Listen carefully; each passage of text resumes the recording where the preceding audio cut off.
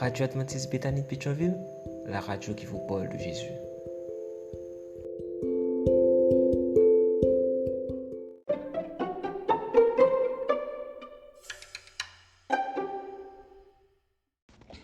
La vigile matinale provient de l'œuvre de Monica Diaz, Méditation quotidienne au féminin.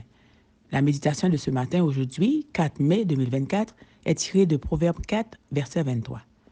Garde ton cœur plus que toute autre chose, car de lui viennent les sources de la vie. Prenez soin de votre cœur, première partie, page 133. La science du pardon est un sujet sur lequel les chercheurs se penchent depuis le début du XXIe siècle. De plus en plus de recherches établissent clairement un lien entre le pardon et la santé cardiaque.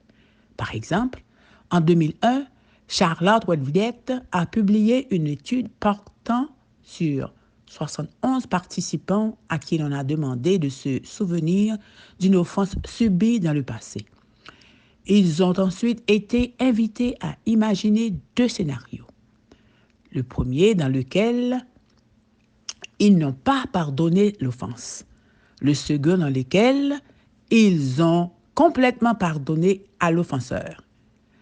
Ces participants étaient reliés à un équipement de surveillance qui mesurait leur rythme cardiaque, leur pression sanguine et leur tension musculaire. Lorsque les participants ont imaginé qu'ils n'avaient pas pardonné, les chercheurs ont constaté que leur rythme cardiaque, leur pression sanguine et leur tension musculaire augmentaient. Alors qu'ensuite, lorsqu'ils ont imaginé qu'ils avaient pardonné, toutes les valeurs sont revenues à la normale, ce qui les a rendus calmes intérieurement. Amen. Nous pensons parfois que le pardon n'est vital que pour l'extérieur, c'est-à-dire pour les relations interpersonnelles, mais il est également vital pour l'intérieur, pour votre santé mentale, spirituelle et physique.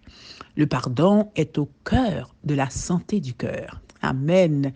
En fait, le pardon est le cœur même de notre Père, qui est au cœur même du sermon sur la montagne, qui est au cœur même de la façon dont nous comprenons Jésus. Pardonne-nous nos offenses comme nous pardonnons aussi à ceux qui nous ont offensés. À prier Jésus et l'amour. Vous vous demandez peut-être, l'amour n'est-il pas l'essence de l'Évangile? Bien sûr. Mais est-il possible d'aimer sans pardonner? N'est-ce pas le pardon d'une mère, d'une partenaire, d'une amie lorsque nous l'avons offensée qui nous ouvre les yeux sur le fait que cette personne nous aime vraiment? Ce pardon nous apprend ce qu'est réellement l'amour et nous donne de l'espoir, afin que les battements de notre cœur retrouvent le rythme de la paix, de la joie et de la confiance. C'est pourquoi nous lisons dans Proverbe 17, verset 9, que « Celui qui couvre une faute recherche l'amour ». Cela signifie-t-il que nous devons pardonner pour une raison égoïste telle que notre santé? Non. Une meilleure santé physique est un effet secondaire du pardon. Mais la raison première du pardon est notre compréhension en tant que femme chrétienne de l'importance que l'Évangile accorde au pardon. Nous en parlerons demain. Amen, amen. Prenez soin